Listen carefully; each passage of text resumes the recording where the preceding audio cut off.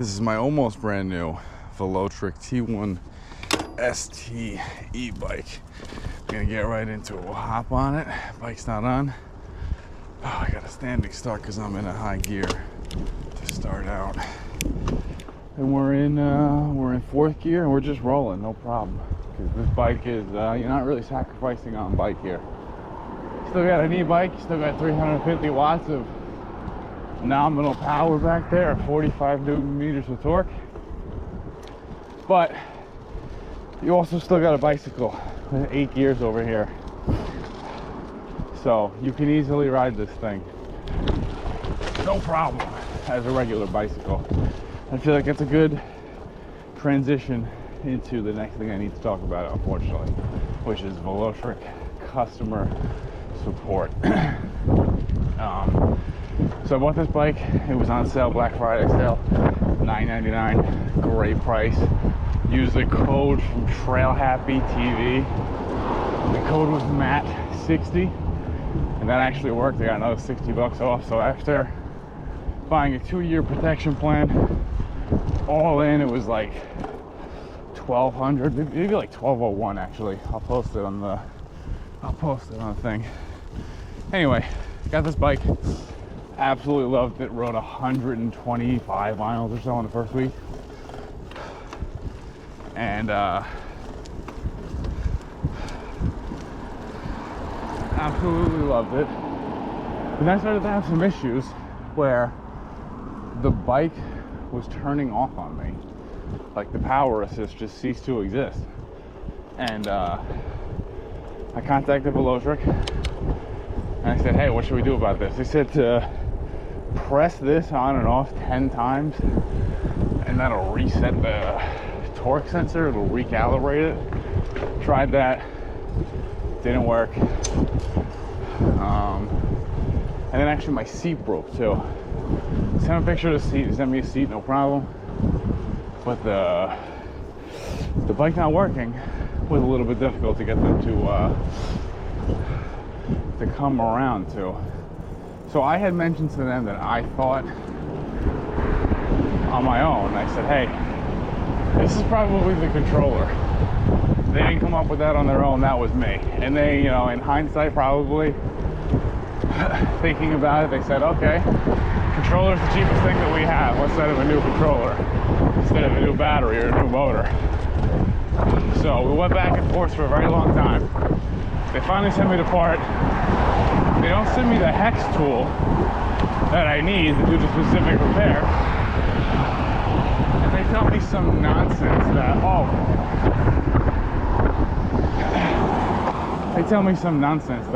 hey, if you want to go to your local hardware store and buy it yourself, or take it to a local hardware shop, a local bike shop, and they'll fix it for you.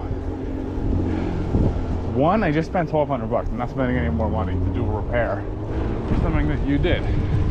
And two, why would I take it to a local bike shop? You didn't even tell me where to go. Most places don't work on electric bikes. And three, I don't have a bike problem. I have an electrical problem.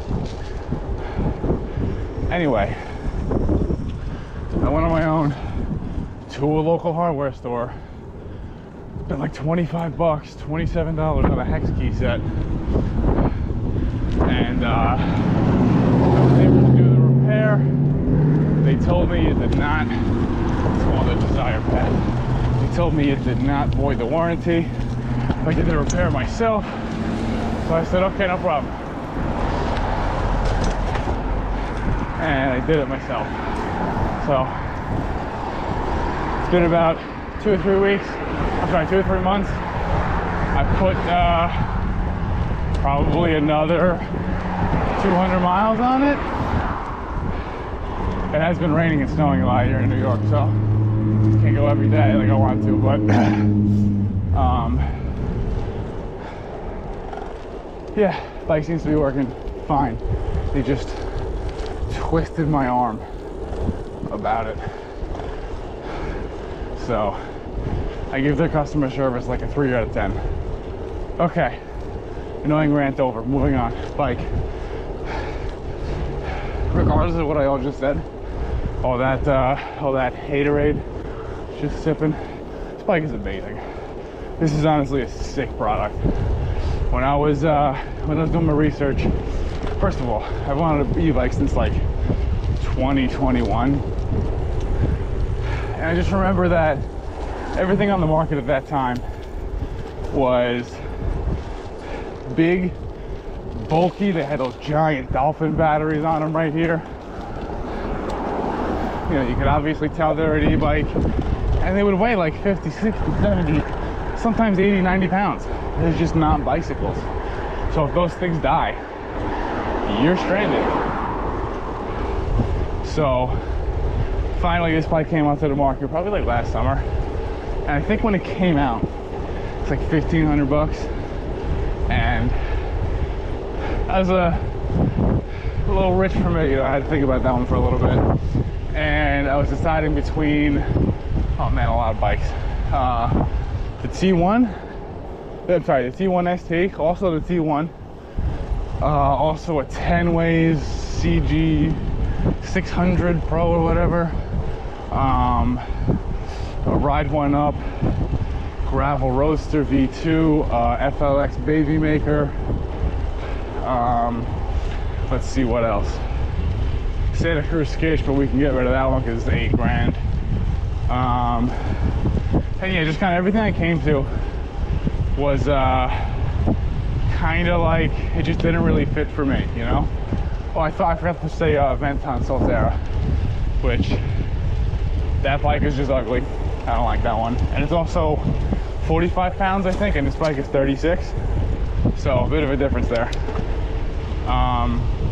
Gravel Roadster, it's like 1,300 bucks and you only get 30 miles.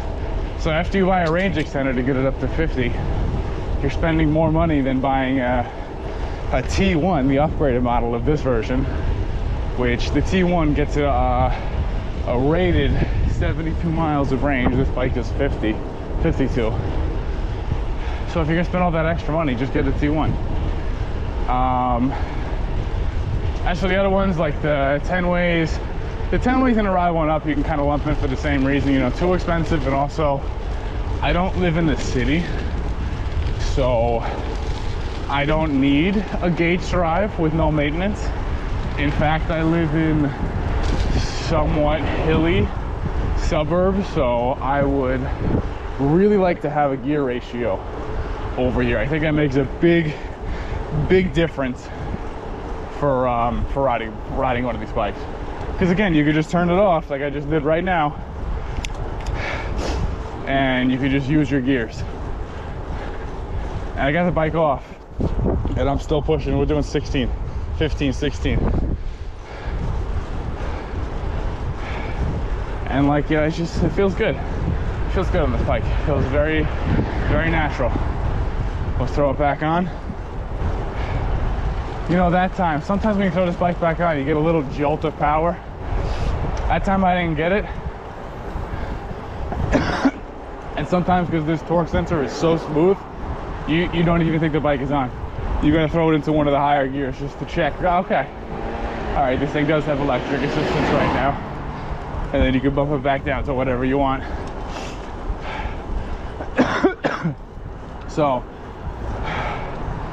we discussed some competitors, and again, I just think that for the price point, this one is too good to pass up. Because, excuse me, I kind of lost myself.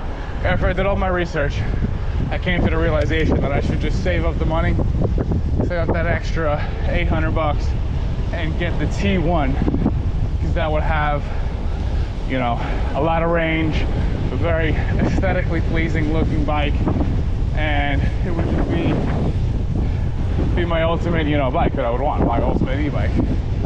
And then all of a sudden they just dropped the price on this bike. I checked last night. Last night was, I think my watch is more. I think it was February 2nd. Last night, February 2nd, the price on this bike is actually back up to $11.99, I think. So it's 1,200 bucks before taxes, before the plan, right? There's somebody behind me. He definitely hates me right now. He wants to pass. $1,200 before the plan. But again, still, comparatively speaking, the Ride 1-Up Roadster I think is $1,250 now, and the Solterra I think is also $1,200, which only has a range of 35-40 miles. So you're just better off getting this bike, in my opinion. It's just, you're sacrificing almost zero on bicycle. There is, when you turn it off, there is an ever so slight bit of drag that incurs. However, you could just get through it, honestly. It's hardly noticeable. It's really only on these higher 7th and 8th gears that you really start to feel the burn. So we got a 350 watt nominal motor back there and 600 watts of peak power on a 36 volt battery. I don't really even know what any of that means, to be honest with you. Well, kind of, but not really. That being said, this bike is rated at 52 miles of range, which I personally have never gotten. I'm gonna go through this light. Just throw it on purple. Okay, throw it back down because my life is no longer in danger. Yeah, this bike is rated for 52 miles of range. I'd never gotten that. The first couple of range tests I did one on just varying degrees of pedal assist, and about, I think it was about 1,100 feet of elevation gain, so a decent amount of hills. And again, you know, I had just first gotten the thing, so I'm riding in purple like crazy. I'm riding in orange, red, purple, all of the higher assist modes because it's so much fun. And yeah, I got about 36 miles of range, which is actually really good in my opinion.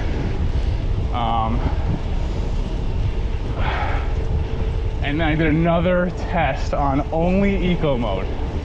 I did only eco, and my heart rate went up about 10 beats per minute. Went from, I think, 145 to 155. So I got a little more exercise. And I was able to get about 3 rides out of it. Maybe like 2.5. My rides are kind of long. But I did ride as well in that eco-only range test mode. I rode, I don't know the exact number, but we'll call it 5 miles, 4 to 5 miles of just zero assistance riding. And I was able to go 45 miles in between charges.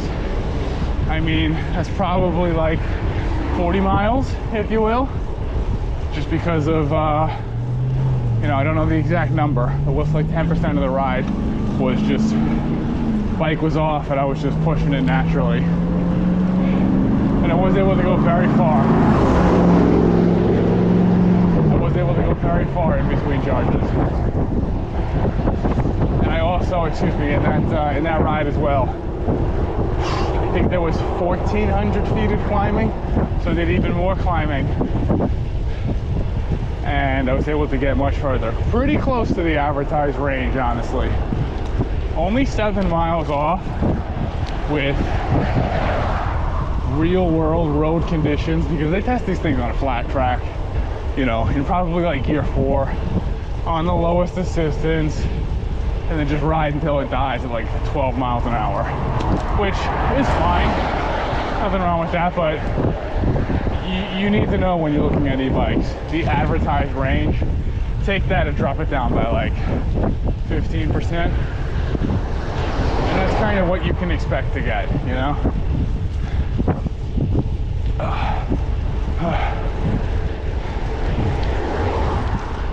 Oh man, this torque sensor is just absolute butter. The difference between a torque sensor and a cadence sensor is the difference between having a workout on an e-bike and not having a workout. It is so important to have a torque sensor. This natural feel, it just like it just feels like I'm like 30 or 40% stronger. I don't know how else to describe it. It's just your pedals, they just go further. Oh, this poor kid needs an e-bike up here. Embarrassing. Oh, I'm purple.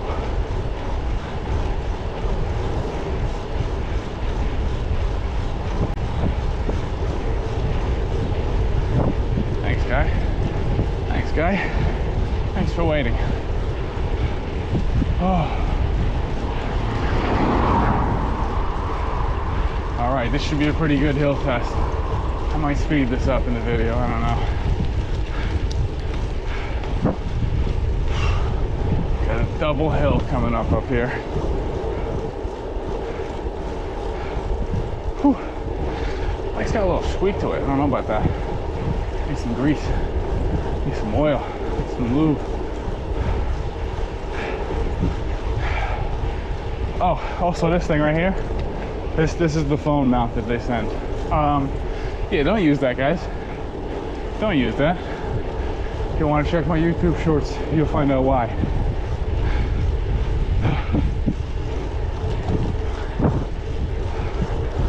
Oh, this is so much fun. By the way, we are going 19 miles an hour. It's about a 2% uphill right now. Gradually increasing a little bit. This bike just crushes those gradual uphills though. Because of the fact that like you're not gonna hit the cutoff, you know? I mean, you still could, but you're going uphill. So you kind of got that whole gravity thing working against you. If I was going downhill on this, I'd probably turn the bike off. Just because it's gonna cut off, you know? And you are still out here to exercise. Yeah.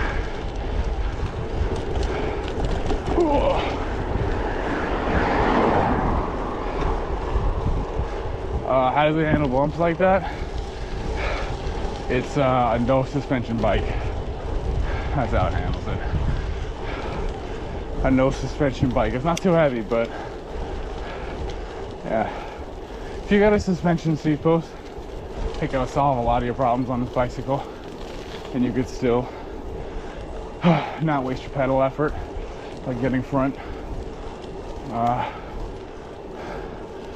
suspension. Oh, this hill is crazy. Oh, but nothing. I'm not even standing up. I'm still on gear 6.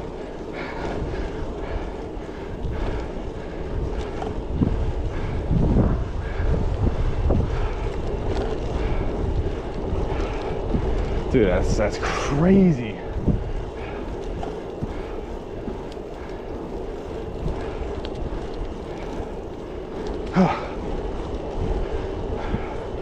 That's insane. Is this bike gonna absolutely destroy hills? No. No. Is it gonna help you get up? Yeah.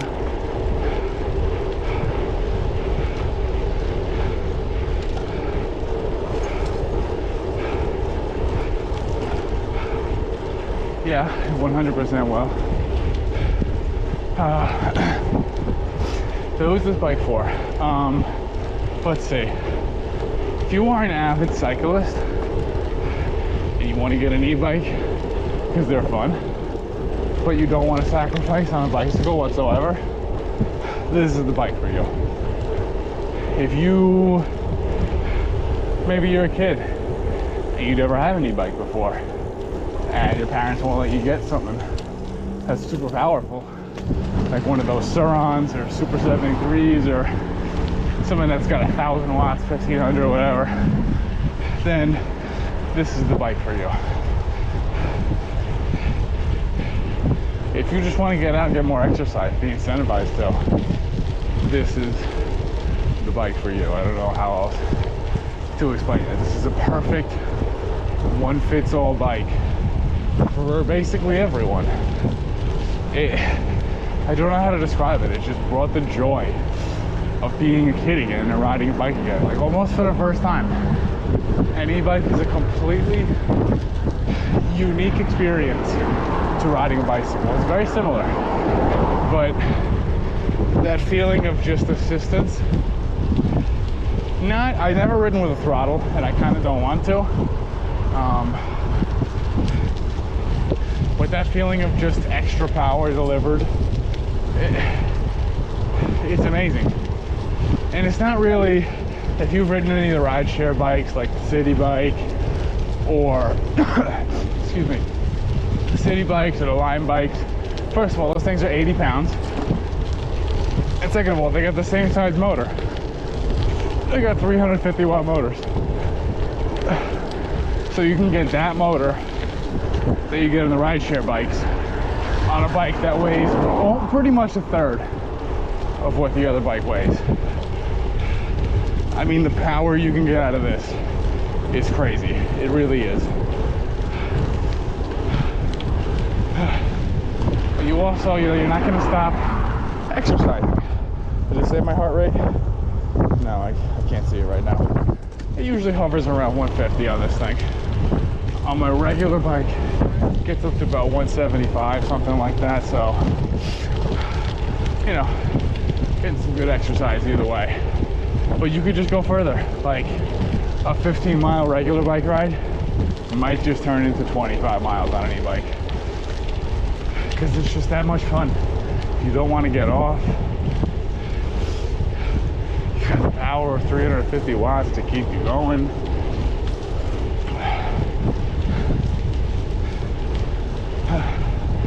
Oh.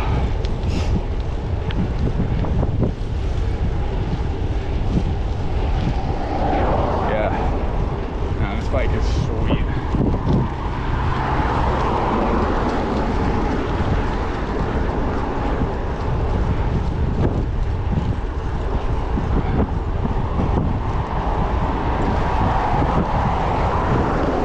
Alright, so I think I've covered.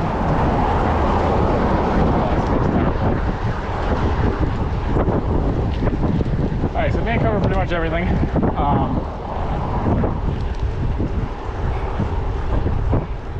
Let's go over the bike. So this bike, I did go onto Velotric and I typed in all, I copied and pasted all the parts into Google. It's like 500 bucks worth of bike here, of straight bike. The wheel sets were actually pretty expensive. The frames, the rims, excuse me, were like 100 bucks each, the cheapest I could find. The hubs, 25 bucks, the crank. The cranks are $12. The front sprocket is 20 bucks. The rear cassette and derailleur are $40 altogether, which is like pretty standard, honestly. My Trek mountain bike has a Shimano Tourney derailleur, which is actually a step below this Shimano Altus derailleur, and I have had that bike for, oh my gosh, a couple thousand miles already, and the derailleur has lasted me the whole time, so I couldn't be less worried about this one being one step up, Because some people say that, hey, this bike is cheap, that's a cheap derailleur, but whatever. And then you got this too. Can you do this with an e-bike? Oh man, those stairs are steep. And then we're back into e-bike. Yeah. 36 pounds, boy. 36 pounds, boy. And then we're back to an e-bike. Like that's crazy to me. That's crazy to me. You can just carry this thing up the stairs like that, no problem. Alright, so my conclusion on this bike is that this is one of the best budget e-bikes that you can get in 2024. For 1,200 bucks, you get some of the most range on the market. You get eight speeds, You get a 36-pound bike, 52 miles of range, rated probably more like 30 to 40, let's be honest.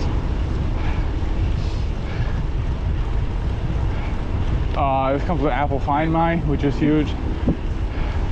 I just, yeah, this is my pick. Spent my own money on it. I'm very happy with it. Even despite the customer service issues, I still rate this bike, this product, 9 out of 10, easy. This thing is basically as advertised. Why do I not give it a 10 out of 10? Couple things. One, the charge time. You've got a 2-amp charger, and it takes about 6 hours to charge. And you get like 3 hours of battery time, or 50 miles, whatever. I'm not gonna go onto eBay or AliExpress or whatever and get my own charger, because I'm not gonna blow my house up. But if Velotric were to come out with a faster supercharger, I would definitely probably be a buyer of that. But I also said the same thing about when I bought this bike. There was talks of a range extender. They didn't do it yet, but they were talking about it, and finally came out. I was thinking it was gonna be like 250, maybe 300 bucks, but I think it's $400. That's pretty penny, you know. I will say though, if you get the T1 plus the range extender, then all in you'll probably be like 1,800 before taxes, something like that. Whoa, almost caught an edge there. 1,800 before taxes, and then you'll get a 36-pound e-bike that goes 100 miles, which is pretty sweet. If you wanted that 2 years ago, 3 years ago even, it didn't exist. At least not for that price. More than probably $5,000, $6,000, $7,000.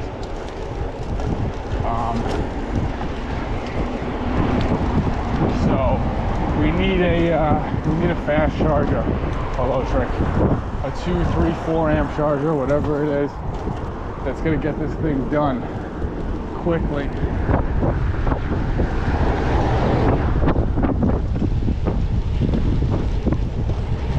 Get this thing done quickly. Yeah, all in all though, great bike, great product. Took me a little bit to get used to these tires. I did see someone on YouTube put some gravel tires on here, some All-American 700 by 40C, like nice knobby, beautiful tires. This is brand new though, so I'm gonna use these tires. But maybe my next set will be mountain bike tires or gravel, whatever. I just don't know how the range would be affected by that. I might get less range with some wider tires, but it might be worth it. So yeah, I think I've done a conclusion like 3 or 4 times now, but yeah, this bike is amazing. Highly recommend. Highly recommend.